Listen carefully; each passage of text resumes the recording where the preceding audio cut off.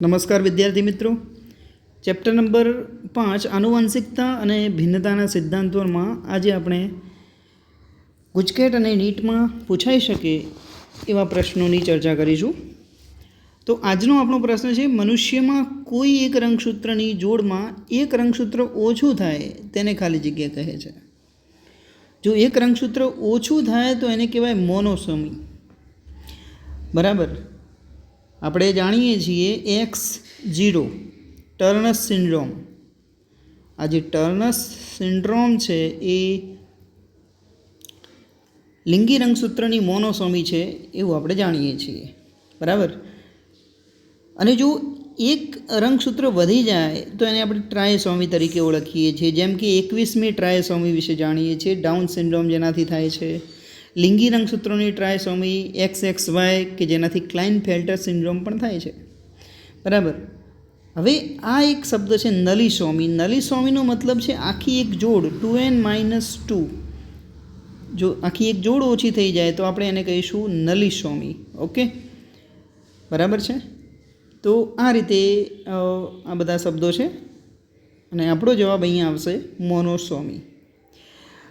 પછીનો પ્રશ્ન છે, પોઈન્ટ મ્યુટેશન કોના કારણે થાય છે? તો પોઈન્ટ મ્યુટેશન જે છે એ પહેલું છે, અહીં આપણે જોઈએ તો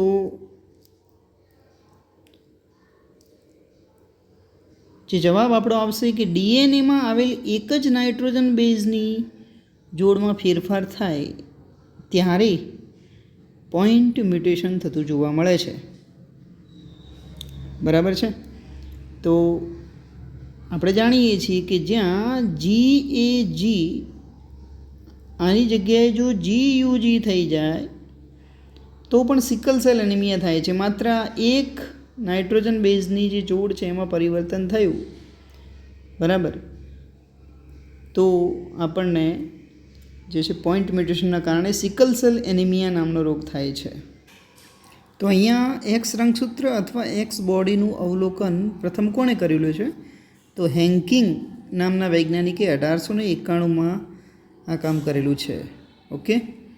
પછીનો ક્વેશ્ચન છે કે જીવંત સજીવોમાં આનુવંશિકતાનો નિયમ કોણે આપ્યો? તો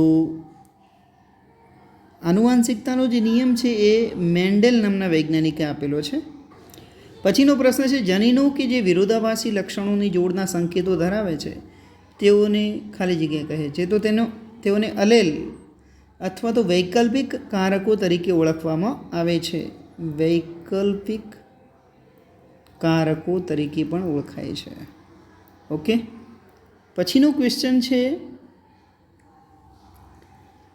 પ્યુનેટ ચોરસ અથવા તો પ્યુનેટ સ્ક્વેર એ સમજાવતી ચિત્રાત્મક રજૂઆત છે.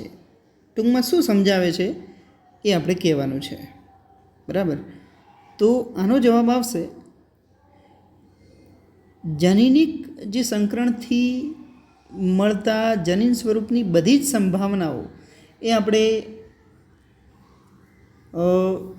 પુનેટ સ્ક્વેરની મદદથી જાણી શકીએ છીએ. બરાબર. જેનેટિક ક્રોસ એટલે કે જે જનીનિક સંકરણ છે એનાથી મળતા જનીન સ્વરૂપની બધી જ સંભાવનાઓ આપણે પુનેટ સ્ક્વેરની મદદથી જાણી શકીએ છીએ. ઓકે. પછીનો ક્વેશ્ચન છે, એક સંકરણના પ્રયોગમાં જનીન સ્વરૂપનું પ્રમાણ શું થશે?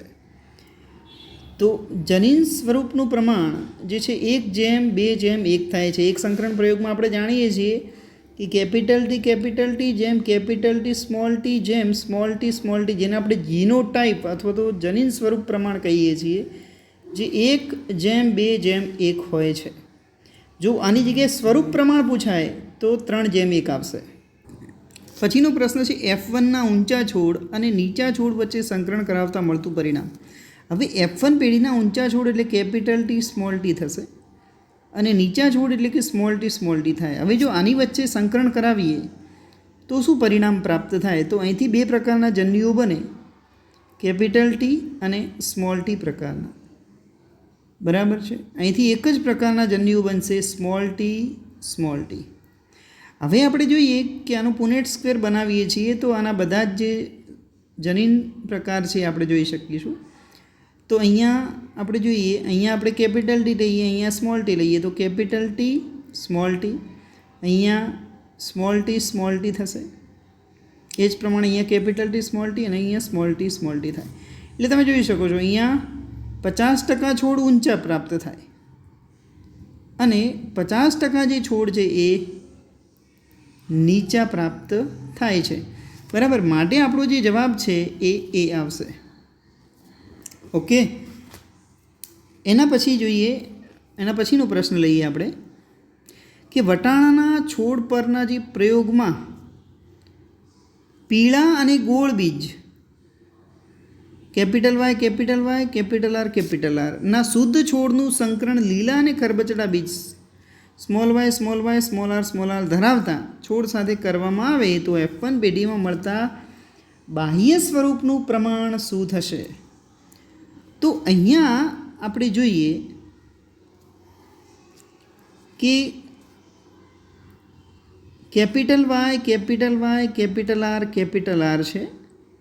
બરાબર, જો કેપિટલ વાય કેપિટલ આર એનું સંકરણ કોની સાથે કરાવવાનું છે? સ્મોલ વાય સ્મોલ આર સાથે. હવે તમે જોશો તો અહીંયા એક જ પ્રકારના જન્યુ બનશે કેપિટલ વાય કેપિટલ આર, અહીં એક જ પ્રકારના જન્યુ બને સ્મોલ વાય સ્મોલ આર. હવે આ બંને જોડાય તો શું થશે? Capital Y capital R small R બને છે. તો અહીંયા તમે જોઈ શકો છો બધા જ જે બીજ બનશે એ કેવા બનશે? પીળા અને ગોળ. બરાબર છે, અહીંયા કેપિટલ આર છે અને અહીંયા કેપિટલ વાય છે, માટે સ્મોલ વાયની હાજરીમાં કેપિટલ વાય અભિવ્યક્ત થશે.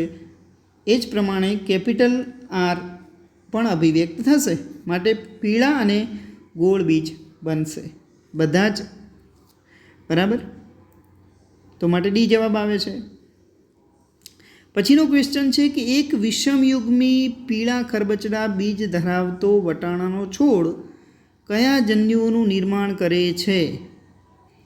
તો અહીંયા આપણે ધ્યાનથી વાંચીશું તો ખ્યાલ આવશે કે પીળા ખરબચડા બીજ ધરાવતો છોડ છે. તો આનો જે જનીન પ્રકાર શું થશે? પીળા માટે કેપિટલ વાય સ્મોલ વાય લઈએ, ખરબચડા માટે શું થશે? Small R. બરાબર, તો હવે અહીંયા કયા જન્યુઓનું નિર્માણ થશે? તો અહીંથી બે પ્રકારના જન્યુ બની શકે, કેમ કે વિષમયુગ્મી પરિસ્થિતિ એક જ છે. તો તમે જુઓ શું બનશે? એક જન્યુ એવો બનશે કેપિટલ વાય સ્મોલ આર અને બીજું જન્યુ બનશે સ્મોલ વાય સ્મોલ આર. બરાબર છે, એક જન્યુ બનશે કેપિટલ વાય સ્મોલ આર અને બીજું જન્યુ બનશે સ્મોલ વાય સ્મોલ આર. બરાબર, માટે આપણો જવાબ આવશે અહીંયા સી. ઓકે, પછીનો ક્વેશ્ચન આપણે લઈએ, નીચેનામાંથી મેન્ડેલે આપેલા લક્ષણોમાં કયું સાચું નથી? તો અહીંયા આપણે જોઈશું સિંગનો રંગ જેમાં લીલો રંગ પ્રભાવી છે, પીળો રંગ પ્રચ્છન્ન છે.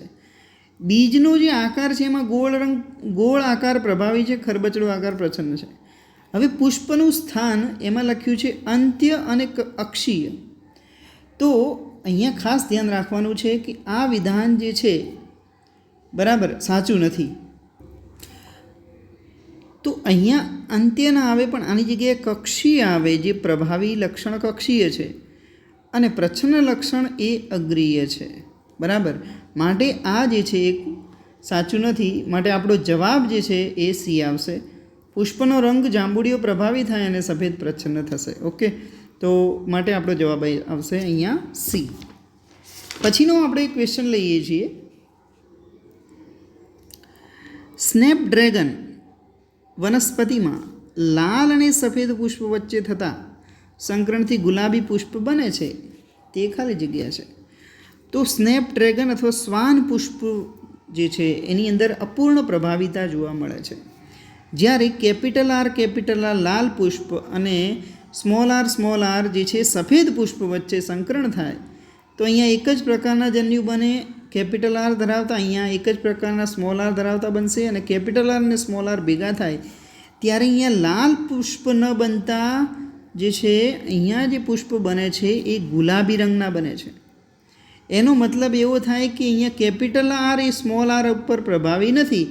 બરાબર છે, માટે આને આપણે શું કહીશું? અપૂર્ણ પ્રભાવિતા એવું કહી શકાય. બરાબર છે.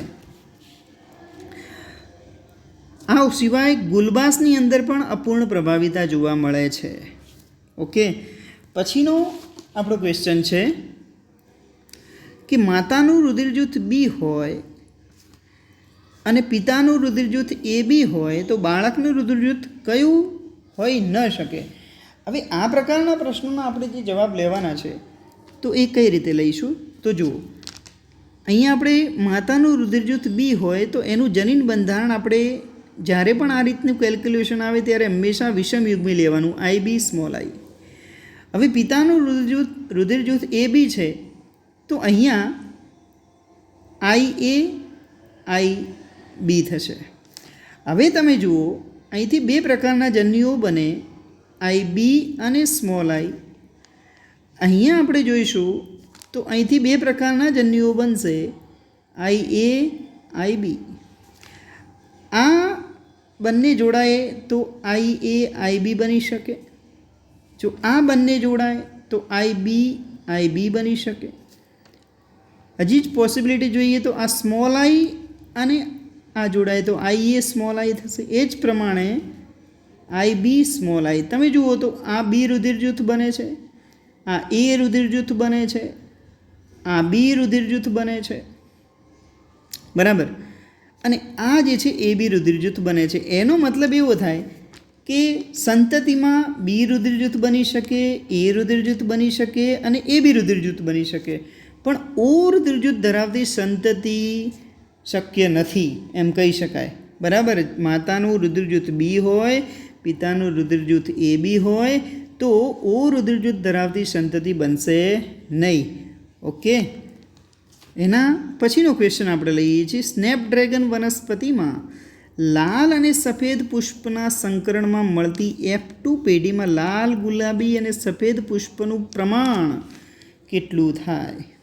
તો આ જે છે અપૂર્ણ પ્રભુતાનું ઉદાહરણ છે કે જેની અંદર જનીન પ્રકાર પ્રમાણ અને સ્વરૂપ પ્રકાર પ્રમાણ બંને એક જ આવે છે, 1:2:1, બરાબર છે. આપણે લખીએ તો કે લાલ જેમ ગુલાબી જેમ સફેદ સ્વરૂપ પ્રકાર લખીએ તો 1:2:1 આવે. એ જ પ્રમાણે જનીન પ્રકાર પ્રમાણ પણ 1:2:1 જ થશે, બરાબર. એટલે અપૂર્ણ પ્રભાવિતાની અંદર જનીન પ્રકાર પ્રમાણ અને સ્વરૂપ પ્રકાર પ્રમાણ એક જ હોય છે. MCQમાં ઘણી વખત આ મુદ્દો પૂછાતો હોય છે. પછીનો ક્વેશ્ચન છે કે મેન્ડેલ દ્વારા મુક્ત વિશ્લેષણનો નિયમ જે છે એ કયા F2ના પ્રમાણ પર આધારિત છે? મુક્ત વિશ્લેષણનો નિયમ શેના ઉપર આધારિત છે? તો અહીંયા મુક્ત વિશ્લેષણનો જે નિયમ છે એ દ્વિસંકરણ પ્રયોગ પર આધારિત છે. એકલો વિશ્લેષણનો નિયમ જે છે એ એક સંકરણ પ્રયોગ પર આધારિત છે, બરાબર. અને મુક્ત વિશ્લેષણનો નિયમ એ દ્વિસંકરણ પ્રયોગ આધારિત છે. માટે તમે જુઓ, દ્વિસંકરણ પ્રયોગનું સ્વરૂપ પ્રકાર પ્રમાણ આપણને આપ્યું છે 9:3:3:1. માટે આપણો જે જવાબ છે એ બી આવશે. ઓકે, પછીનો પ્રશ્ન છે સંકરણ પછીની પ્રથમ પેઢી. હવે સંકરણ પછીની પ્રથમ પેઢીને આપણે ફર્સ્ટ ફિલિયલ જનરેશન કે F1 જનરેશન આ બંને કહી શકીએ. માટે બોથ એ એન્ડ બી બંને જવાબ આવશે. F1 જનરેશન પણ કહેવાય છે અને ફર્સ્ટ ફિલિયલ જનરેશન પણ કહેવાય છે, બરાબર. માટે આપણો જવાબ આવશે ડી. પછીનો ક્વેશ્ચન લઈએ. ઓ રુધિર જૂથ ધરાવતા બાળકના પિતાનું રુધિર જૂથ બી હોય તો પિતાનું જનીન સ્વરૂપ કયું હોઈ શકે? તો અહીંયા સમજો, ઓ રુધિર જૂથ જે બાળક છે એ ઓ રુધિર જૂથ ધરાવે છે અને પિતા બી રુધિર જૂથ ધરાવે છે. તો પિતાનું જનીન સ્વરૂપ વિષમયુગ્મી હશે, આઈ બી સ્મોલ આઈ, અથવા એની જગ્યાએ અહીંયા I0 એવો શબ્દ લખ્યું છે. માટે આપણે કહીશું I0, બરાબર, અથવા તો સ્મોલ આઈ. જો વિષમયુગ્મી હોય તો જ એ બાળકનું રુધિર જૂથ ઓ બની શકે, બરાબર. માટે અહીંયા પિતાનું જનીન સ્વરૂપ વિષમયુગ્મી થાય, IB સ્મોલ આઈ અથવા તો IB I0 એવું થશે. સી જવાબ આવશે. ઓકે, પછીનો ક્વેશ્ચન છે આપણી પાસે કે સ્નેપડ્રેગન વનસ્પતિમાં લાલ અને સફેદ પુષ્પ વચ્ચેના સંકરણથી મળતી F1 પેઢીમાં પુષ્પનો રંગ કયો હશે? તો અહીંયા જે છે એ તમે જુઓ કે સ્નેપડ્રેગન આવ્યું, શ્વાન પુષ્પ આવ્યું, એટલે કે અપૂર્ણ પ્રભુતા આવી. તો લાલ અને સફેદ પુષ્પ વચ્ચે સંકરણ થાય ત્યારે વચગાળાનો જે કલર છે ગુલાબી રંગ જોવા મળે છે. બરાબર, અહીંયા ગુલાબી રંગ જે છે એ જોવા મળશે. બરાબર છે. પછીનો ક્વેશ્ચન છે કે આપેલા પી ડિગ્રી ચાર્ટનો અભ્યાસ કરી આપેલા પ્રશ્નોનો સાચો વિકલ્પ પસંદ કરવાનો છે. તો અહીંયા આપણને પી ડિગ્રી ચાર્ટ આપેલો છે. બરાબર, હવે અહીં આપણે જોઈએ તો આપેલ લક્ષણ એ પ્રભાવી છે કે પ્રચ્છન્ન છે. બીજું છે આપેલ લક્ષણમાં લિંગ સંકલિત છે કે દૈહિક છે. તો એ આપણે નક્કી કરીએ.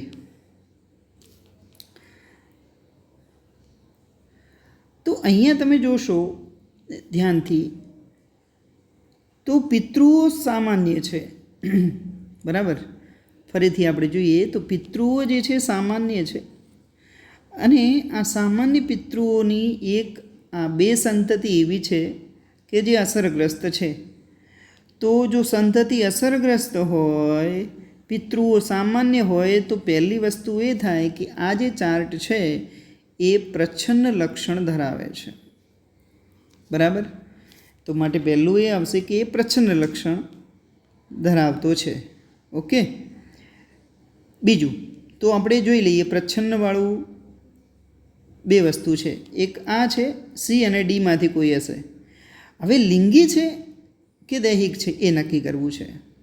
તો જો લિંગી હોય ને તો હંમેશા એટલું યાદ રાખવાનું કે સ્ત્રી છે એનો જે પુત્ર છે એ અસરગ્રસ્ત હશે. બરાબર, અસરગ્રસ્ત અથવા તો વાહક સ્ત્રીનો જે પુત્ર છે એ અસરગ્રસ્ત હોય. પણ અહીંયા તમે જુઓ સ્ત્રી પણ અસરગ્રસ્ત બતાવી છે. માટે આ જે છે એ લિંગ સંકલિત નથી. બરાબર, માટે પ્રચ્છન્ન છે પણ કેવું છે, દૈહિક રંગસૂત્ર સંકલિત છે. માટે આપણો જવાબ આવશે અહીંયા સી. ઓકે, પછીનો ક્વેશ્ચન આપણે લઈએ કે અપૂર્ણ પ્રભુતાનું દેખાવ સ્વરૂપ અને જનન સ્વરૂપનું પ્રમાણ શું છે? તો આ તો સીધો જ જવાબ છે. આપણે આગળ પણ વાત કરી ચૂક્યા કે દેખાવ સ્વરૂપ અને જનન સ્વરૂપ એક જ હોય અપૂર્ણ પ્રભુતામાં, 1:2:1. બરાબર છે, માટે ડી જવાબ આવશે. પછીનો પ્રશ્ન છે કે આમાંથી કયું વટાણાનું પ્રભાવી લક્ષણ છે? તો વટાણાનું પ્રભાવી લક્ષણ કયું એ આપણે કહેવાનું છે. તો અહીંયા આપણે એ વિકલ્પ જુઓ, ખરબચડો બીજ આકાર. તો બીજનો આકાર જે ખરબચડો છે એ પ્રચ્છન્ન લક્ષણ છે. પછી લીલો બીજનો રંગ, તો બીજનો જે લીલો રંગ એ પણ પ્રચ્છન્ન છે. પીળો રંગ પ્રભાવી થશે. અહીંયા ગોળ આકાર પ્રભાવી થાય. હવે સિંગનો જે પીળો રંગ છે એ પ્રચ્છન્ન લક્ષણ છે. સિંગનો લીલો રંગ જે છે એ પ્રભાવી છે. બરાબર, ડી આપ્યું છે અક્ષીય પુષ્પનું સ્થાન. તો આ પણ પ્રચ્છન્ન જ છે. જો કક્ષીય આપ્યું હોય તો જે પ્રભાવી થાય. એનો મતલબ એવો થાય કે આ વિકલ્પની અંદર 4 આ પ્રશ્નની અંદર 4 વિકલ્પ ખોટા છે. બરાબર, મેં તમને કીધું જવાબ કયા હોઈ શકે. જો ખરબચડાની જગ્યાએ અહીંયા ગોળ લખી દઈએ તો પ્રભાવી થાય. લીલા રંગની જગ્યાએ અહીંયા પીળો રંગ લખીએ તો પ્રભાવી થાય. પીળી સિંગનો રંગની જગ્યાએ લીલી સિંગનો રંગ કરીએ તો પ્રભાવી થાય. અને અક્ષીય પુષ્પીય સ્થાનની જગ્યાએ જો કક્ષીય પુષ્પીય સ્થાન લખવામાં આવે તો પ્રભાવી થાય. બરાબર, તો આ રીતે વેરિએશન અહીંયા જોવા મળે છે. આ વિકલ્પ, આ જે પ્રશ્ન છે એના 4 વિકલ્પોમાં થોડીક ભૂલ છે. ઓકે, પછીનો પ્રશ્ન છે ખોટી જોડ પસંદ કરવાની છે. તો હેન્કિંગે એક્સકાય શોધ્યું, આ સાચી વાત છે. મોર્ગન, TH મોર્ગને સહલગ્નતા અને પુનઃસંયોજનની વાત કરી છે, આ પણ સાચું છે. સટને આનુવાંશિકતાનો રંગસૂત્રીય સિદ્ધાંત આપ્યો છે, આ પણ સાચું છે. અને આલ્ફ્રેડ સ્ટર્ટિવેન્સ જેને વિશ્લેષણનો નિયમ આપ્યો છે તો આ ખોટું છે. બરાબર છે. જીનેટિક મેપ, જેનેટિક નકશાની વાત આલ્ફ્રેડ સ્ટર્ટિવેન્સ કરેલી છે. ઓકે, માટે જવાબ અહીંયા ડી આવશે, જે ખોટી જોડ છે. બરાબર. પછીનો ક્વેશ્ચન આપણે લઈએ. હવે તમે જુઓ, આપેલમાંથી કયો વિકલ્પ ફિનાઇલ કીટોન્યુરિયા માટે સાચું નથી? તો પહેલું આપ્યું છે આ એક જન્મજાત ખામી છે, આ સાચું છે. દૈહિક રંગસૂત્ર પર પ્રચ્છન્ન જનીનની અભિવ્યક્તિ છે, આ પણ સાચું છે. અસરગ્રસ્ત વ્યક્તિમાં ઉત્સેચક ગેરહાજર હોય છે, આ પણ સાચું છે. માટે જવાબ આવશે ડી, કોષરસ વિભાજન કોષમાં ન થવાથી થતો રોગ છે. આ વિધાન જે છે એ સાચું નથી, જે આની સાથે સંકળાયેલું નથી. બરાબર. પછીનો પ્રશ્ન લઈએ. આપેલ લક્ષણોને આધારે ખામી ઓળખવાની છે. તો આપેલ લક્ષણોને આધારે લક્ષણો કયા કયા છે જોઈએ તો નાના ગોળ માથા સાથે ઠીંગણું કદ આપેલું છે. બીજું અપૂર્ણ ખુલ્લું મોં અને કરચલીવાળી જીભ આપી છે. હથેળી પહોળી અને કરચલીવાળી છે. તો આ બધા જ લક્ષણો ડાઉન સિન્ડ્રોમના છે, જે દૈહિક રંગસૂત્રોની ટ્રાયસોમી છે, જેને આપણે 21મી ટ્રાયસોમી તરીકે પણ ઓળખીએ છીએ. બરાબર છે. પછીનો પ્રશ્ન છે કસોટી સંકરણ વનસ્પતિમાં શું જાણવા માટે ઉપયોગી છે? બરાબર. તો પહેલો વિકલ્પ છે જનીન સ્વરૂપ, બીજું છે દેખાવ સ્વરૂપ,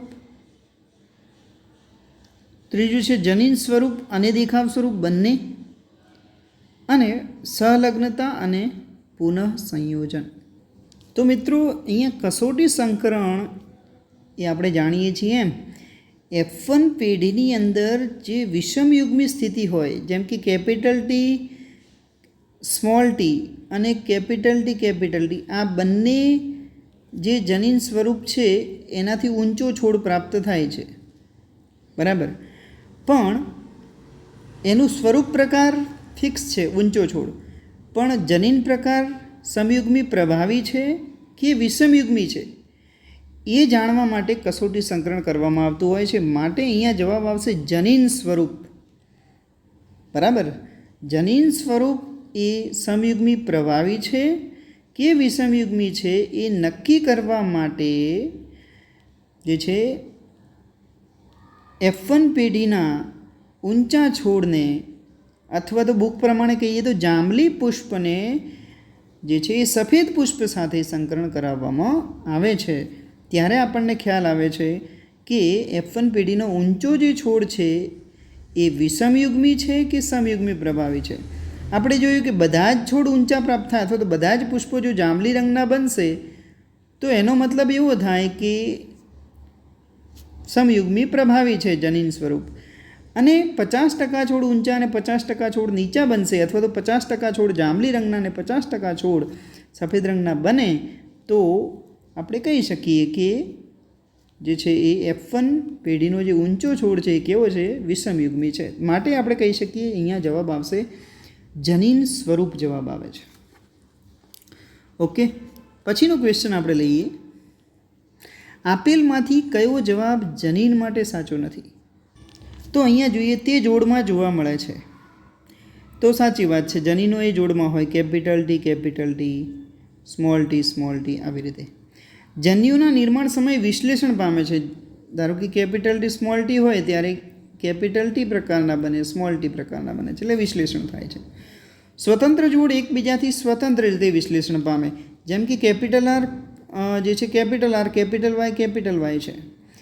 તો અહીંયા કેપિટલ વાય આ જોડ અને આ જોડ એ સ્વતંત્ર રીતે વિશ્લેષણ પામે છે. બરાબર. તો આ ત્રણ વિકલ્પો જનીનો માટે સાચા છે. એનો મતલબ કે ડી જવાબ આવશે. એક જોડ બીજી જોડથી અલગ રીતે વિશ્લેષણ પામે છે. ના, એવું ના હોય. બરાબર. રંગસૂત્રની બાબતમાં એ સાચું પડશે, પણ અહીંયા એક જોડ જે છે જનીનની એ બીજી જોડથી અલગ રીતે વિશ્લેષણ પામે છે. ઓકે, તો એ નહીં આવે. પછીનો ક્વેશ્ચન આપણે લઈએ. એક જ જનીન દ્વારા વધારે અસરો દર્શાવવાની ઘટના, તો એને આપણે કહીશું પ્લિયોટ્રોપિઝમ. બરાબર છે. એવા જનીનોને પ્લિયોટ્રોપિક જનીનો તરીકે ઓળખવામાં આવે છે. બરાબર. પછીનો ક્વેશ્ચન છે, શારીરિક અને માનસિક મંદ વિકાસ, હથેળી પહોળી અને કરચલીવાળી આ લક્ષણો કઈ ખામી સૂચવે છે? તો આ જે લક્ષણો છે એ ડાઉન્સ સિન્ડ્રોમ સૂચવે છે. બરાબર. ડાઉન સિન્ડ્રોમ આવશે. 21મી ટ્રાયસોમી પણ જેને કહેવાય. આની અંદર બીજા જોઈએ તો કુલ રંગસૂત્રો 47 હોય, જેમાં 45 પ્લસ XY આવી રીતે પણ આપણે કહી શકીએ. બરાબર.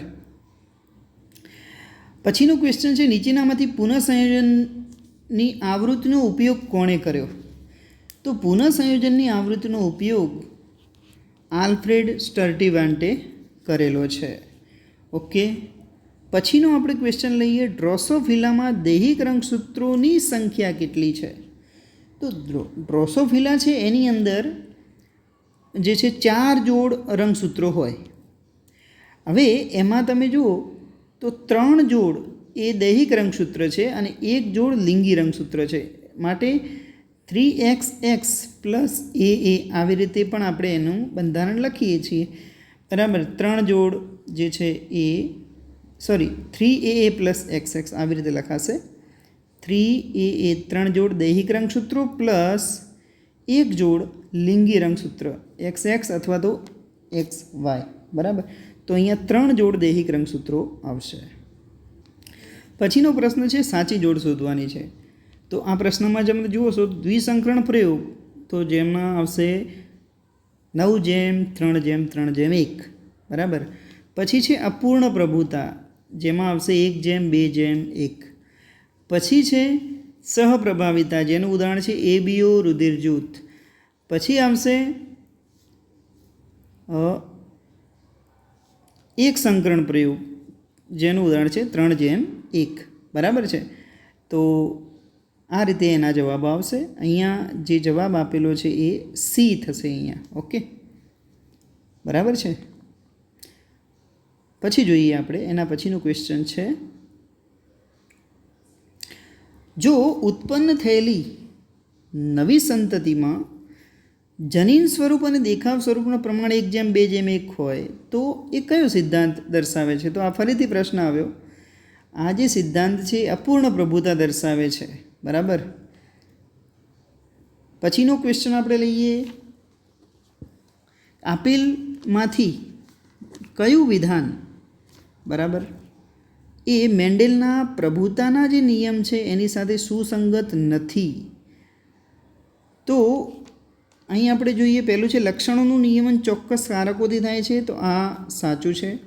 કારકો જોડમાં હોય છે, આ પણ સાચું છે. પ્રભુતાના નિયમ સાથે આપણે કહી શકીએ. અસમાન કારકોની જોડમાં એક કારક અન્ય કારકથી પ્રદર્શિત થતા લક્ષણોની અભિવ્યક્તિને અભિવ્યક્ત થવા દેતો નથી. એટલે કે જો કેપિટલ ટી અને સ્મોલ ટી ભેગા થાય તો કેપિટલ ટી જે છે એ સ્મોલ ટીના લક્ષણોને અભિવ્યક્ત થવા દેશે નહીં. માટે આ વિધાન પણ સાચું છે જે પ્રભુતાના નિયમમાં આવે છે. બરાબર. ડી વિકલ્પ છે જે પ્રભુતાના નિયમ દ્વારા સમજાવી શકાશે નહીં.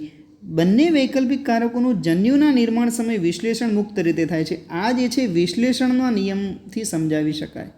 બરાબર. પ્રશ્ન પૂછ્યો છે, ધ્યાન રાખવાનું છે કે પ્રભુતાના નિયમથી શું જે છે એ સમજાવી શકાય?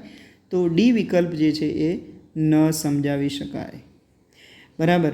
પછીનો ક્વેશ્ચન છે કે કસોટી સંકરણનો ઉપયોગ ખાલી જગ્યા જાણવા માટે થાય છે. ફરીથી આ જ પ્રશ્ન આવે છે. જે આપણે કીધું જનીન સ્વરૂપ જાણવા માટે થાય છે. બરાબર. F1 પેઢીની અંદર ફરીથી તમને કહી દઉં કે F1 પેઢીની અંદર કસોટી સંકરણમાં તમે જોશો તો F1 પેઢીમાં કેપિટલ W અને કેપિટલ W સ્મોલ w બંને જે છે એ જાંબલી રંગ, એટલે કે એનો દેખાવ સ્વરૂપ જે છે એ જાંબલી રંગનો થશે. જનીન સ્વરૂપ કેપિટલ W અને કેપિટલ W સ્મોલ w બંનેના. પણ હવે આ જે જાંબલી રંગ છે એનું જનીન સ્વરૂપ કે સમયુગ્મી પ્રભાવી છે કે વિષમયુગ્મી છે એ કોના દ્વારા નક્કી થશે? તો એ કસોટી સંકરણ દ્વારા નક્કી થાય છે. માટે આપણો જવાબ આવશે એ, જનીન સ્વરૂપ. બરાબર છે. પછીનો આપણો ક્વેશ્ચન લઈએ, ક્લાઇનફેલ્ટર સિન્ડ્રોમ ધરાવતા મનુષ્યમાં હવે તમે જુઓ ક્લાઉન-ફેલ્ટર સિન્ડ્રોમ એ શું છે? લિંગી રંગસૂત્રની ટ્રાયસોમી છે, બરાબર. લિંગી રંગસૂત્રની ટ્રાયસોમી છે એટલે કે XXY તો આપણે જાણીએ છીએ, પ્લસ જે છે 44 દૈહિક રંગસૂત્રો થશે, એટલે કુલ 47 રંગસૂત્રો થાય. તો 44 દૈહિક રંગસૂત્ર અને XXY લિંગી રંગસૂત્ર. આ રીતે માટે જવાબ આવશે બી. ઓકે. પછીનો આપણો ક્વેશ્ચન છે કે સિકલ સેલ એનિમિયા એ લિંગી રંગસૂત્ર સંકલિત પ્રચ્છન્ન જનીનથી થતો રોગ છે, બરાબર. તો આ વિધાન સાચું છે. સિકલ સેલ એનિમિયા લિંગી રંગસૂત્ર સંકલિત પ્રચ્છન્ન જનીનથી થતો રોગ છે. મિત્રો અહીંયા થોડીક ભૂલ છે. સિકલ સેલ એનિમિયા એ લિંગી રંગસૂત્ર સંકલિત પ્રચ્છન્ન નથી, પણ દૈહિક રંગસૂત્ર સંલગ્ન સંકલિત પ્રચ્છન્ન જનીનથી થતો રોગ. એટલા માટે આ જે વિધાન છે ને એ ખોટું છે, એ વિધાન જે ખોટું છે, બરાબર. અને પછીનો જે પ્રશ્ન છે કે આ રોગનું નિયંત્રણ એક કરતાં વધારે જનીનોની જોડથી થાય છે. તો અહીંયા તમે જુઓ બીજું વિધાન આપણને, પહેલું તો આપણે જોયું કે લિંગી રંગસૂત્રની જગ્યાએ શું આવશે? દૈહિક રંગસૂત્ર આવશે, એટલે આ વિધાન ખોટું છે. બીજું છે આ રોગનું નિયંત્રણ એક કરતાં વધારે જનીનોની જોડથી થાય છે, પણ ના, આ પણ ખોટું છે. આ રોગનું નિયંત્રણ એક જોડ જે જનીન છે એ જનીન કયા થશે? HBA અને HBS, બરાબર. એક જોડ જનીન HBA અને HBS થી થાય છે, બરાબર. માટે આ પણ ખોટું વિધાન છે. માટે A અને R બંને ખોટા છે આ પ્રશ્નની અંદર. ઓકે, સમજાઈ ગયું? તો આગળ જઈએ. તો અહીંયા આપણે યોગ્ય જોડકા જોડવાના છે. પહેલું છે કોષરસ વિભાજન ન થવાથી શું થાય? કોષરસ વિભાજન ન થાય તો પોલિપ્લોઇડી થાય છે. 21મી જોડની ટ્રાયસોમી, જેને આપણે ડાઉન સિન્ડ્રોમ કહીએ છીએ. ચયાપચય ખામી જે ફિનાઇલકીટોન્યુરિયા છે, અને P ડિગ્રી એનાલિસિસ એટલે શું? તો P ડિગ્રી એનાલિસિસનો મતલબ થશે to study the inheritance of particular trait, એટલે કે કોઈ ચોક્કસ લક્ષણનો આનુવાંશિકતાનો અભ્યાસ કરવો, જેને આપણે P ડિગ્રી એનાલિસિસ તરીકે ઓળખીએ છીએ. માટે અહીંયા આપણો જે જવાબ છે એ સી આવશે. ઓકે. પછીનો ક્વેશ્ચન છે સિકલ સેલ એનિમિયામાં ગ્લુટામિક એસિડને બદલે વેલાઇનની પસંદગી થાય. આપેલમાંથી કયું સંકેત ગ્લુટામિક એસિડનું છે? તો તમે જોશો તો અહીંયા જે GAG છે એ ગ્લુટામિક એસિડનું સંકેત છે, અને આ એની જગ્યાએ જ્યારે યુ આવે છે એટલે વેલાઇન બને છે. તો GUG એ વેલાઇન માટે છે. GUG શેના માટે છે? વેલાઇન માટે છે, બરાબર. માટે ગ્લુટામિક એસિડ માટે આવશે GAG. ઓકે. પછીનું ક્વેશ્ચન છે તીતી ઘોડામાં કયા પ્રકારનું લિંગ નિશ્ચયન જોવા મળે? તો અહીંયા તીતી ઘોડાની અંદર આપણે વાત કરીશું તો XX0 પ્રકારનું જે લિંગ નિશ્ચયન છે એ તીતી ઘોડામાં જોવા મળે છે, બરાબર. પછીનો ક્વેશ્ચન છે કે આપેલ પીડિગ્રી ચાર્ટ એ મનુષ્યમાં હાજર અમુક લક્ષણોની આનુવાંશિકતા દર્શાવે છે. તો આપેલ ચાર્ટ માટે સાચો જવાબ પસંદ કરવાનો છે. તો મિત્રો અહીંયા આપણે જે ચાર્ટ છે એ ચાર્ટ અગાઉ પણ ક્વેશ્ચનમાં આવી ગયો છે. એમાં એક બાબત આપણે એ યાદ રાખવાની છે કે જો સંતતિ અસરગ્રસ્ત હોય અને પિતૃઓ સામાન્ય હોય તો હંમેશા પ્રચ્છન્ન હોય, બરાબર. અને લિંગ સંકલિત ન હોવાનું કારણ પણ આપણે કીધું હતું કે જો માતામાંથી સંતતિ એટલે કે માતા જે છે એ કાં તો વિષમયુગ્મી હોય અથવા તો અસરગ્રસ્ત હોય, અને માતામાંથી જો પુત્ર અસરગ્રસ્ત બતાવ્યો હોય તો જ એક્સ સંલગ્ન જે છે એક્સ સંકલિત થાય, બરાબર. તો અહીંયા એવું છે નહીં. માટે અહીંયા દૈહિક પ્રચ્છન્ન લક્ષણ અહીંયા જોવા મળે છે. પછીનો પ્રશ્ન છે કે હિમોફિલિયા એ ઉદાહરણ છે. તો હિમોફિલિયા એ શેનું ઉદાહરણ છે? તો લિંગ સંકલિત પ્રચ્છન્ન રોગનું ઉદાહરણ અહીંયા થશે. પછીનો પ્રશ્ન છે કે જનીનનું ન હોય પણ માત્ર રંગસૂત્રમાં જ હોય તે રંગસૂત્રનું લક્ષણ કયું? તો બે જોડમાં પ્રાપ્ત થાય. તો આ જનીનમાં પણ છે, રંગસૂત્રમાં પણ છે. અહીં શું કીધું છે? જનીનનું ન હોય એવું લક્ષણ આપણે કહેવાનું છે. માત્ર રંગસૂત્રમાં જ હોય. જનન કોષોના નિર્માણ સમયે બે છૂટા પડે, તો બે જનીનોય છૂટા પડે અને રંગસૂત્રો પણ છૂટા પડે. એટલે આ બંને વિધાન બંને રંગસૂત્ર માટે પણ લાગુ પડે, જનીન માટે પણ લાગુ પડે. ભાજનાવસ્થામાં રંગસૂત્ર કેન્દ્ર સાથે સ્પષ્ટ દેખાય છે. તો આ જે વિધાન છે ને એ રંગસૂત્ર માટે જ લાગુ પડે છે, જનીન માટે નહીં. ભાજનાવસ્થાની અંદર રંગસૂત્ર કેન્દ્ર સાથે સ્પષ્ટ રંગસૂત્રો જોવા મળે છે, બરાબર. જનીનો જોવા મળતા નથી. માટે સી વિધાન સાચું છે. તે કોષ કેન્દ્રમાં હોય છે, તો આ જનીનો પણ કોષ કેન્દ્રમાં હોય, રંગસૂત્રો પણ કોષ કેન્દ્રમાં હોય. માટે એ, બી અને ડી વિધાન જે છે એ રંગસૂત્ર અને જનીન બંને માટે લાગુ પડે છે. જ્યારે ભાજનાવસ્થાની અંદર રંગસૂત્ર કેન્દ્ર સાથે રંગસૂત્રો સ્પષ્ટ દેખાવા એ માત્ર રંગસૂત્રનું જ લક્ષણ છે એમ કહી શકાય. પછીનો પ્રશ્ન આપણો લઈએ. મુક્ત વિશ્લેષણનો નિયમ ત્યારે જ સાચો કહેવાય છે કે જ્યારે, હવે મુક્ત વિશ્લેષણનો નિયમ સાચો ક્યારે કહેવાય એની વાત આપણે કરીશું. તો પહેલું છે કે અલગ અલગ લક્ષણ માટેના બંને જનીનો એક જ રંગસૂત્રિકા પર હોય, બરાબર. તો આ ખોટું છે. ઓકે, અલગ અલગ રંગસૂત્રો, અલગ અલગ લક્ષણ માટેના જનીનો જે છે અલગ અલગ રંગસૂત્રો પર હોય ત્યારે જ મુક્ત વિશ્લેષણનો નિયમ સાચો પડે છે, બરાબર. એટલા માટે આપણો જવાબ અહીંયા ડી આવશે કે અલગ અલગ લક્ષણો માટેના બંને જનીનો અલગ અલગ સમજાત રંગસૂત્રો ઉપર હોય ત્યારે જ મુક્ત વિશ્લેષણનો નિયમ સાચો પડે છે, બરાબર. પછીનો પ્રશ્ન છે. મેન્ડેલે એક ખાલી જગ્યા આનુવંશિકતા માટે ઊંચા અને નીચા વટાણાના છોડ વચ્ચે સંકરણ યોજ્યું. તો એક જનીન આનુવંશિકતા માટે ઊંચા અને નીચા વટાણાના છોડ વચ્ચે સંકરણ યોજ્યું હતું, બરાબર છે. એક જનીન આનુવંશિકતા માટે આ વાત છે. પછીનો આપણો પ્રશ્ન છે કે જો એક ઊંચા છોડ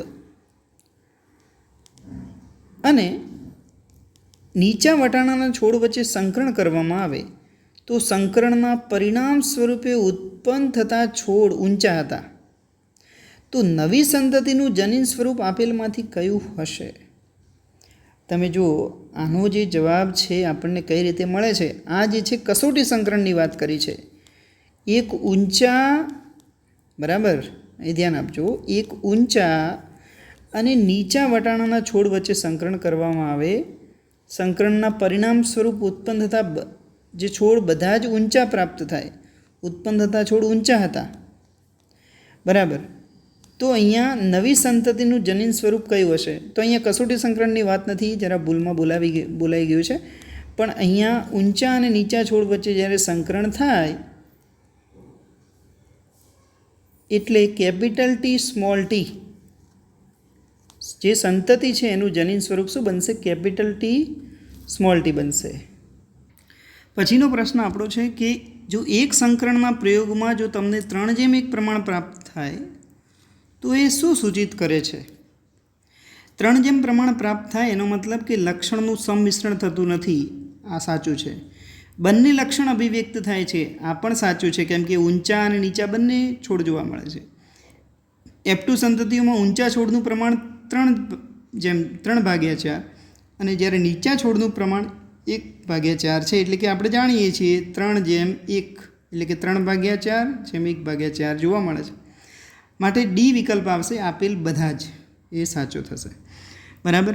પછીનો આપણે ક્વેશ્ચન લઈએ. એબીઓ રુધિર જૂથમાં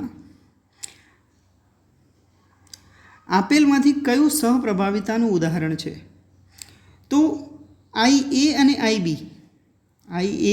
IB જે છે એની અંદર બંને જનીનો અભિવ્યક્ત થાય છે, માટે એ સહપ્રભાવિતાનું ઉદાહરણ થશે. ઓકે, જ્યાં AB રુધિરજૂથ જોવા મળે છે. એબીઓ રુધિરજૂથ એ તેનું ઉત્તમ ઉદાહરણ છે.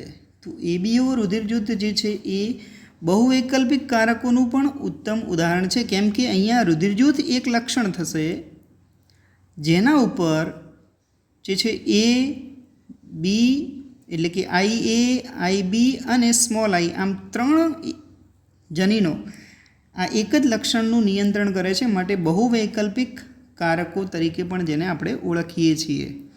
ઓકે, પછીનો પ્રશ્ન છે આપેલ માંથી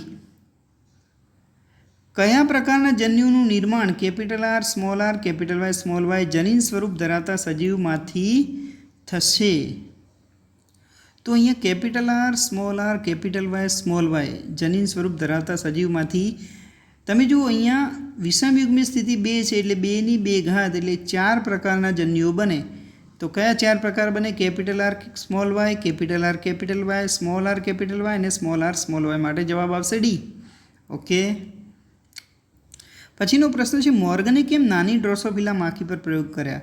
તો પહેલું છે માખી અભ્યાસ માટે સાનુકૂળ હતી. બીજું, તેનો ઉછેર લેબોરેટરીમાં કૃત્રિમ રીતે બનાવેલા માધ્યમમાં થઈ શકે છે. પોતાનું જીવનચક્ર 2 અઠવાડિયામાં પૂર્ણ થાય છે. તો આ બધા જ જે છે એ વિકલ્પો સાચા છે અને માટે મેન્ડેલે ડ્રોસોફિલા માખીનો ઉપયોગ કર્યો. હવે તમે જુઓ અસંગત દૂર કરવાનું છે. અહીંયા અસંગત કયું થશે? તો X0 પ્રકાર, XY પ્રકાર, ZW પ્રકાર અને OY 0Y પ્રકાર. તો આવું 0Y પ્રકારનું કોઈ લિંગ નિશ્ચય જોવા મળે નહીં. X0 પ્રકાર જોવા મળે છે, XY પ્રકાર જોવા મળે છે, ZW પ્રકાર જોવા મળે છે. બરાબર. પછી છે ડાઉન સિન્ડ્રોમ માટે ખોટું વિધાન પસંદ કરવાનું છે. તો ડાઉન્સ સિન્ડ્રોમની વાત કરીએ તો એક જનનિક ખામી છે. બરાબર,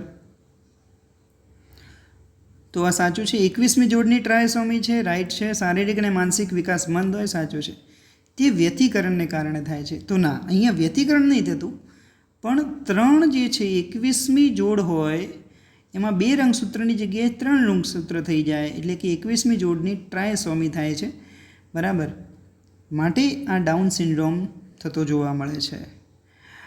ટર્નર સિન્ડ્રોમ એ ખાલી જગ્યા રંગસૂત્રની ગેરહાજરીના લીધે થાય છે.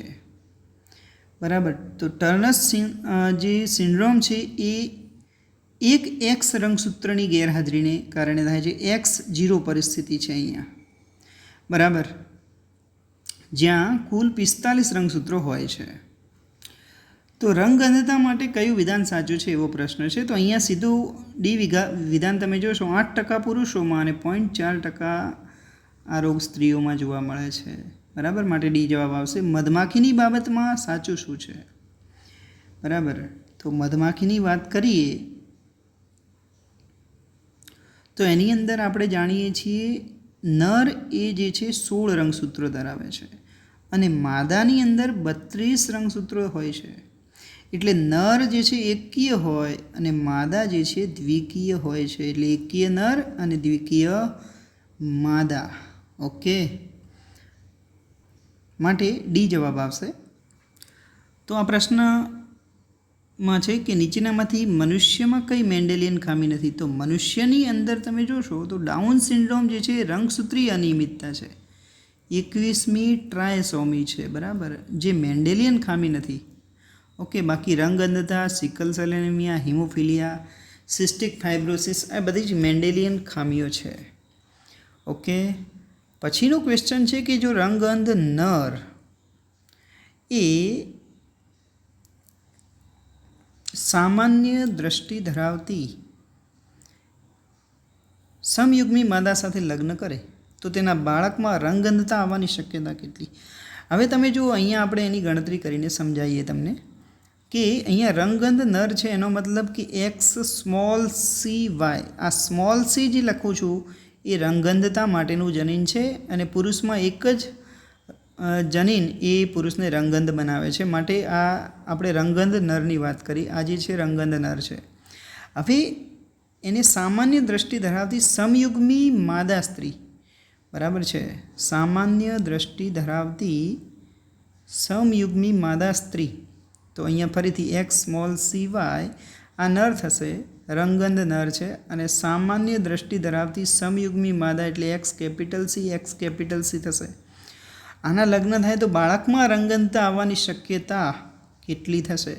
તો તમે જુઓ, અહીંયા XC અને અહીંયા Y થશે અહીંયા એક જ પ્રકારના જન્યુ બને એક્સ કેપિટલ સી, આ બંને જોડાય તો x capital C x small C, આ બંને જોડાય તો એક્સ કેપિટલ સી વાય. તો અહીં તમે જુઓ, અહીંયા જે સ્ત્રી બને છે એ વાહક બને છે, પુરુષ બને છે એ સામાન્ય બને છે. માટે બાળકની અંદર રંગગંધતા આવવાની શક્યતા 0% છે. બરાબર, પુત્ર કે પુત્રી બંનેમાંથી કોઈ પણ જે છે રંગગંધ બનતું નથી. 0% અહીંયા જવાબ આવશે. ઓકે, પછીનો ક્વેશ્ચન આપણે લઈએ. હિમોફિલિયા માટેનું ખોટું વિધાન પસંદ કરવાનું છે. તો અહીંયા તમે જુઓ, પહેલું વિધાન છે રુધિર ગંઠાવાની ક્રિયામાં ભાગ ભજવતા ઘણા બધા પ્રોટીનની હારમાળાનું એક પ્રોટીન અસરગ્રસ્ત હોય છે, એકલ પ્રોટીન અસરગ્રસ્ત થાય એવું બુકમાં લખેલું છે. તો આ વિધાન સાચું છે. આ લિંગ સંકલિત પ્રચ્છન્ન રોગ છે, આ પણ સાચું છે. રાણી વિક્ટોરિયાના કુટુંબમાં ઘણા વંશજો હિમોફિલિક હતા કારણ કે રાણી આ રોગ માટેના વાહક હતા, આ સાચું છે. તો અહીંયા આ લિંગ સંકલિત પ્રભાવી રોગ છે એ વિધાન ખોટું છે. ઓકે, માટે ડી જવાબ આવશે. પછીનો ક્વેશ્ચન, નીચેનામાંથી મેન્ડેલે આપેલ લક્ષણોમાંથી કયું સાચું નથી એ આપણે કહેવાનું છે. તો બીજનો રંગ જે છે પીળો પ્રભાવી હોય, લીલો પ્રચ્છન્ન હોય છે, સાચું છે. પુષ્પનો રંગ સફેદ પ્રભાવી છે, જાંબુડિયો પ્રચ્છન્ન, આ ખોટું છે. જાંબુડિયો જે છે પ્રભાવી આવે અને સફેદ પ્રચ્છન્ન આવે, માટે બી જવાબ અહીંયા આવશે. પછીનો આપણે જોઈએ તો બીજનો આકાર જે છે એ ગોળ પ્રભાવી, ખરબચડો પ્રચ્છન્ન. બરાબર, અને પુષ્પનું જે સ્થાન છે એ અક્ષીય અને અંત્ય છે. આ રીતે મિત્રો અહીંયા આમાં પણ ભૂલ છે. પુષ્પનું સ્થાન આપણે જોઈએ ને તો કક્ષીય જે છે એ પ્રભાવી અભિવ્યક્તિ થશે અને અક્ષીય જે છે અથવા તો અગ્રીય શબ્દ છે, બરાબર, એ પ્રચ્છન્ન થશે. માટે અહીંયા બી પણ આવે છે અને ડી બંને જવાબ આવી શકે. ઓકે, પછીનો પ્રશ્ન એકદમ ઇઝી છે. રંગસૂત્રમાં એક રંગસૂત્ર વધવાથી ડાઉન સિન્ડ્રોમ થાય છે. તો આપણે જાણીએ છીએ 21મી જોડમાં એક રંગસૂત્ર વધે એટલે કે 21મી ટ્રાયસોમી તરીકે ઓળખીએ છીએ, બરાબર, જેને ડાઉન સિન્ડ્રોમ કહેવાય. દૈહિક રંગસૂત્ર પર આવેલા પ્રચ્છન્ન જનીનની આનુવંશિકતા માટે શું સાચું? તો અહીંયા પ્રચ્છન્ન જનીનની આનુવંશિકતા માટે આપણે જોઈએ તો પ્રચ્છન્ન જનીન જે છે એ માત્ર સમયુગ્મી સ્થિતિમાં જ પ્રદર્શિત થતા હોય છે, બરાબર, માટે ડી જવાબ આવશે. ઓકે, પછી છે લેંગડન ડાઉન દ્વારા દર્શાવવામાં આવેલ ખામીનું તે લક્ષણ છે. તો લેંગડન ડાઉન દ્વારા દર્શાવવામાં આવેલ ખામી જોઈએ તો આ જે છે ડાઉન સિન્ડ્રોમની ખામીનું લક્ષણ આપણે કહેવાનું છે. તો અહીંયા હથેળી પહોળી અને શારીરિક વિકાસ મંદ, એ અને સી બંને સાચા આવશે. પછીનો ક્વેશ્ચન છે અલગ અલગ સમજાત રંગસૂત્રોની જોડ પર રહેલા જનીનો માટે શું સાચું છે? તો અહીંયા અલગ અલગ સમજાત રંગસૂત્રોની જોડ ઉપર જો જનીન આવેલા હોય તો આવા જનીનોનું જન્યુના નિર્માણ સમયે મુક્ત રીતે વિશ્લેષણ થાય છે. આપણે એને મુક્ત વિશ્લેષણનો નિયમ તરીકે પણ ઓળખીએ છીએ. પછીનો આપણો ક્વેશ્ચન છે સાચી જોડ શોધવાની છે કે ક્લાઇનફેલ્ટર સિન્ડ્રોમ જેમાં એક એક્સ લિંગી રંગસૂત્ર વધારાનું ગેરહાજર છે, પણ આ ખોટું છે. આમાં શું આવશે? એક્સ એક્સ વાય આવી રીતે છે, બરાબર. અહીંયા એક પણ જે છે વધારાનું ગેરહાજર નથી. એમ ટર્નસ સિન્ડ્રોમ એક એક્સ લિંગી રંગસૂત્ર ગેરહાજર, એક્સ 0, તો આ સાચું છે. ડાઉન સિન્ડ્રોમમાં તમે જો 21મી જોડની મોનોસોમી લખ્યું છે, પણ મોનોસોમી ના આવે, અહીંયા ટ્રાયસોમી આવે. બીટા થેલેસેમિયા દૈહિક રંગસૂત્રની 5મી જોડ પર રહેલા જનીન, બરાબર. તો અહીંયા 5મી જોડ નહીં આવે, પણ અહીંયા આવશે જે બીટા થેલેસેમિયા છે એ 11મા રંગસૂત્ર ઉપર એના જનીન આવેલા હોય છે, બરાબર. માટે ટર્નસ સિન્ડ્રોમ એક એક્સ લિંગી રંગસૂત્ર ગેરહાજર, X0 પરિસ્થિતિ, આ સાચું વિધાન છે. પછી છે કે કોણે એવું નોંધ્યું કે રંગસૂત્રોની વર્તણૂક મેન્ડેલે કલ્પેલા જનીનોની વર્તણૂકને સમાંતર છે? તો આનો જવાબ આવશે બોવેરી અને સટન. એમણે કીધું છે કે રંગસૂત્રનો વ્યવહાર પણ જનીનો જેવો જ છે. મેન્ડેલે જેને કારકો તરીકે ઓળખાવ્યા હતા, બરાબર. મોર્ગને પોતાના પ્રયોગમાં ઉપયોગમાં લીધેલ સજીવ કયું છે? તો થોમસ એન્ડ મોર્ગનને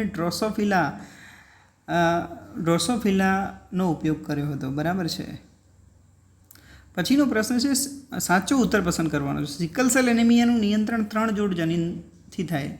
તો તો 3 જોડ નહીં પણ એક જોડથી થાય. આપણે કીધું ને HBA અને HBS એક જોડથી જ થાય છે. ટ્રાયસોમી એ રંગસૂત્રીય ખામી છે, તો આ વિધાન સાચું છે, આ ખોટું છે, એટલે ફોલ્સ બરાબર છે. આ ટ્રુ. ટર્નર સિન્ડ્રોમ ધરાવતો વ્યક્તિ 47 રંગસૂત્રો ધરાવે. ના, X0 એક રંગસૂત્ર ઓછું છે એટલે 45 રંગસૂત્રો હશે, માટે FTFD જવાબ આવે છે.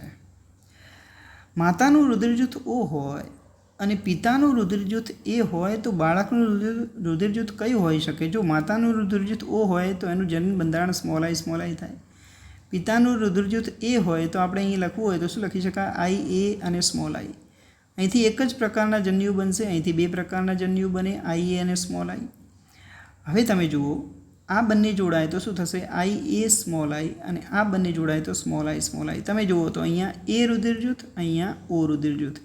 એનો મતલબ એવો થાય કે બાળકનું રુધિરજૂથ જે છે કાં તો O હોય કાં તો A હોય, માટે D જવાબ આવશે. પછીનો પ્રશ્ન છે, રંગસૂત્રની જોડ એકબીજાથી સ્વતંત્ર રીતે વિશ્લેષણ પામે છે, બરાબર. અને R છે, જનીનની એક જોડ બીજી જોડથી અલગ રીતે વિશ્લેષણ પામે છે. તો આ પ્રશ્નની અંદર આપણે જોઈશું કે બુક પ્રમાણે જોઈએ તો એ વિધાન છે એ આ રીતે હોવું જોઈએ, અલગ અલગ જોડ એ એકબીજાથી સ્વતંત્ર રીતે વિશ્લેષણ પામે, બરાબર. માટે આ એ છે, ખોટું છે. ઓકે. અને જનીનની એક જોડ બીજી જોડથી અલગ રીતે વિશ્લેષણ પામે છે, તો આ સાચું છે, R સાચું, માટે એ ખોટું, અને R જે છે અહીંયા સાચું આવશે. ઓકે. પછીનો ક્વેશ્ચન આપણે લઈએ, યોગ્ય જોડી આપણે જોડવાની છે. તો અહીંયા રુધિર જૂથની વાત કરીએ તો એમાં જવાબ આવશે સહપ્રભાવિતા. ચામડીનો રંગ આવશે બહુજનનિક વારસો. મેન્ડેલિયન ખામી કઈ છે? અને રંગસૂત્રીય ખામી એ કહેવાનું છે. તો સિકલ સેલ એનિમિયા એ મેન્ડેલિયન ખામી છે, અને રંગસૂત્રીય ખામી જે છે એન્યુપ્લોઇડી થશે. તો EA, D અને B જે હશે એ જવાબ હશે આપણો EA, D અને B, માટે આપણો જવાબ આવશે A. ઓકે. પછીનો ક્વેશ્ચન, નીચે પૈકી કેટલા વિધાનો એ સાચા છે? બરાબર. તો પહેલું છે, જનીનનું તેના અપૂર્ણ પ્રભાવને લીધે રંગપણાનું એકમ તરીકેનું દરેક જનીન એક ચોક્કસ લક્ષણને પ્રદર્શિત કરે છે. તો અપૂર્ણ પ્રભાવને લીધે શું થાય? તો જે રંગ છે, બંને જનીનો છે એ એમનું મિશ્રણ થાય છે, બરાબર. એટલે લાલ અને સફેદ ભેગા થઈ અને ગુલાબી બને છે, માટે આ વિધાન ખોટું છે. બીટા થેલેસીમિયા માટે જવાબદાર જનીન દૈહિક રંગસૂત્રની 21મી જોડ ઉપર હોય છે, તો આ પણ ખોટું છે. આ બિયાલે જ આપણે જોયું 11મી જોડ ઉપર એ જોવા મળે છે. ત્રીજું વિધાન છે, જીવવિજ્ઞાનની પ્રક્રિયાને સમજાવવા મેન્ડેલે કરેલા ગણિતનો ઉપયોગ તે યુગના જીવવિજ્ઞાનીઓએ ન સ્વીકાર્યો, બરાબર. જીવવિજ્ઞાનની પ્રક્રિયાને સમજાવવા મેન્ડેલે કરેલા ગણિતનો જે ઉપયોગ છે તે યુગના જીવશાસ્ત્રીઓએ ન સ્વીકાર્યો, તો આ વિધાન પણ ખોટું છે. આમ તો આનુવાંશિકતાની પ્રક્રિયાને સમજાવવા એવું શબ્દ લખવું પડે, જીવવિજ્ઞાનની જગ્યાએ શું લખવું પડે છે? આનુવાંશિકતાની પ્રક્રિયાને સમજાવવા મેન્ડેલે કરેલા ગણિતનો ઉપયોગ અથવા તો આંકડાશાસ્ત્રનો જે ઉપયોગ છે તે યુગના જીવવિજ્ઞાનીઓએ ન સ્વીકાર્યો, માટે અહીંયા એક પણ જે છે એ વાક્ય સાચું નથી, બરાબર. 0 જવાબ આવશે. પછીનો આપણો ક્વેશ્ચન જે છે એ આ રીતે છે કે નીચે આપેલા લક્ષણો કોના માટે વધુ યોગ્ય છે, બરાબર. તો એ જોઈએ, ડીએનએની શૃંખલામાં ફેરફારથી જીનોટાઈપમાં બદલાવ આવે છે, બરાબર. તો આ વિધાન જે છે એ સાચું થશે. ઓકે. દેખાવમાં પરિવર્તન થાય, ડીએનએમાં ભિન્નતા સર્જાય, તો આ જે વિધાન છે એ જનીનિક ખામીઓ સાથે સંકળાયેલું છે, બરાબર. જનીનિક ખામીઓની અંદર આ બધું થશે. ઓકે મિત્રો, અહીંયા થોડીક ભૂલ છે. ડીએનએની શૃંખલામાં ફેરફારથી જીનોટાઈપમાં બદલાવ આવે એટલે એનો આખો જનીન પ્રકાર બદલાઈ જાય, તો એ જે છે વિકૃતિની અંદર એનો સમાવેશ થાય છે. વિકૃતિના કારણે દેખાવમાં પરિવર્તન આવે છે, ડીએનએમાં ભિન્નતા સર્જાય છે, માટે અહીંયા જવાબ આવશે C. ઓકે. એબીઓ રુધિર જૂથ જનીન ખાલી જગ્યા વડે નિયંત્રિત હોય છે. તો અહીંયા આપણે જોઈએ તો આઈ જનીન વડે નિયંત્રિત હોય છે, બરાબર છે. એટલા માટે આપણે લખીએ છીએ IA, IB અને સ્મોલ આઈ. નીચે આપેલ વાક્યો શું દર્શાવે છે? તો રક્તકણો લાંબા દાંતરડા જેવા બને છે. તો બીજું છે રુધિર ગંઠાતું નથી, રક્તસ્રાવ સતત શરૂ રહે છે, બરાબર. પછી છે વિષમયુગ્મી સ્ત્રી પુત્રને વારસામાં રોગ આપે. ચોથું છે બંને વિષમયુગ્મી પિતૃમાંથી સંતતિને વારસામાં રોગ મળે, બરાબર. તો અહીંયા તમે જોશો આપણો જે જવાબ છે એ આ રીતે થશે. પહેલું વિધાન જે છે અને ચોથું વિધાન એ સિકલ સેલ એનેમિયા માટે છે, જ્યારે બીજું અને ત્રીજું વિધાન છે એ હિમોફિલિયા માટેનું છે. માટે ડી જવાબ અહીંયા આવે છે. યોગ્ય જોડી આપણે અહીંયા પસંદ કરવાની છે, બરાબર. તો તમે જુઓ અહીંયા નર અને આ રીતે અહીંયા આપ્યું છે. તો ZW છે ને, બરાબર. તો અહીંયા આપણે જોઈએ સાચું વિધાન શું થશે? તો એક્સ જે છે એ XY નર અને XX માદા છે. તો XY નર એ કાં તો મનુષ્યમાંય હોય અને ડ્રોસોફિલામાંય હોય અને ડ્રોસોફિલામાંય હોઈ શકે. માટે આ 3 વિકલ્પોમાંથી એક છે. બીજું ZW એ પક્ષીઓમાં જોવા મળે. તો જે વાયની જગ્યાએ શું આવશે? પક્ષી જે હોય એ આવે. તો અહીંયા મરઘી છે, માટે આપણો જવાબ આવશે બી, બરાબર. સમજાઈ ગયું હશે. સાચો જવાબ અહીંયા પસંદ કરવાનો છે. તો અહીંયા સાચો જવાબ શું છે? તો પેલું જે રાણી એલિઝાબેથના કુટુંબમાં ઘણા વંશજો હિમોફિલિક હતા, બરાબર. તો અહીંયા ઘણા વંશજો જે છે એ હિમોફિલિક હતા. તો અહીંયા એલિઝાબેથ નહીં આવે પણ વિક્ટોરિયા આવે છે. રાણી વિક્ટોરિયાના કુટુંબમાં ઘણા વંશજો હિમોફિલિક હતા, માટે પહેલું વિધાન ખોટું છે. અપૂર્ણ પ્રભાવિતાના કારણે રુધિર જૂથમાં ભિન્નતા જોવા મળે છે. આ વિધાન પણ ખોટું છે, બરાબર. રુધિર જૂથમાં ભિન્નતા શેના કારણે જોવા મળે છે? સહપ્રભાવિતા અને બહુવૈકલ્પિક કારકોને કારણે. ડ્રોસોફિલામાં 3 જોડ દૈહિક રંગસૂત્રો હોય છે. આ વિધાન સાચું છે. પક્ષીઓમાં માદા વિષમયુગ્મી હોય, ZW જે છે માદામાં જોવા મળે છે, એટલે આ સાચું છે. માટે ડી જવાબ આવશે. અને પછીનો અને લાસ્ટ ક્વેશ્ચન, આપેલ વિધાનો માટે યોગ્ય વિકલ્પ પસંદ કરવાનો છે, બરાબર. તો જોઈએ આપણે. વિષમયુગ્મી સ્ત્રી તેના દીકરાને આ રોગ જે છે એ વારસામાં આપી શકે છે. પહેલો પ્રશ્ન આમ છે, ઓકે. આ રોગ વારસામાં આપી શકે છે. તો એ રોગ કયો હોઈ શકે? તો જો રંગઅંધતા પણ હોઈ શકે, હિમોફિલિયા પણ હોઈ શકે, બરાબર. હિમોફિલિયા કે રંગઅંધતા હોઈ શકે, એટલે સી તો નહીં જ આવે. બીજું છે રક્તકણો દ્વિઅંતરગોળ રચના ગુમાવી લાંબા દાંતરડા જેવા બને છે. તો એની અંદર શું આવશે? Sickle cell anaemia. અહીંયા પણ સિકલ સેલ એનિમિયા છે, એટલે પહેલું પણ નીકળી જાય. હવે 2 રહ્યા. તેમાં માનસિક મંદતા આવે છે. તો માનસિક મંદતા શેમાં આવે છે? તો અહીંયા ક્લાઇનફેલ્ટર સિન્ડ્રોમની અંદર એ જોઈ શકાય છે. જ્યારે પછી છે લોહીમાં પૂરતા પ્રમાણમાં હિમોગ્લોબિન બનતું નથી. તો એ જે છે થેલેસેમિયાની અંદર આવશે, બરાબર. માટે અહીંયા જવાબ આવશે આપણો ડી. તો મિત્રો અહીંયા ચેપ્ટર 5ના બધા જ ક્વેશ્ચન્સ જે નીટ અને ગુજકેટમાં પૂછાઈ શકે એવા છે એની આપણે ચર્ચા કરી. જો વિડીયો ગમ્યો હોય તો લાઈક જરૂર કરજો. ચેનલને હજુ સુધી જો સબસ્ક્રાઈબ ન કરી હોય તો સબસ્ક્રાઈબ બટન ક્લિક કરી અને બાજુમાં રહેલ બેલ બટન દબાવજો, જેથી નવા વિડીયોની અપડેટ્સ મળતી રહેશે. આવજો મિત્રો.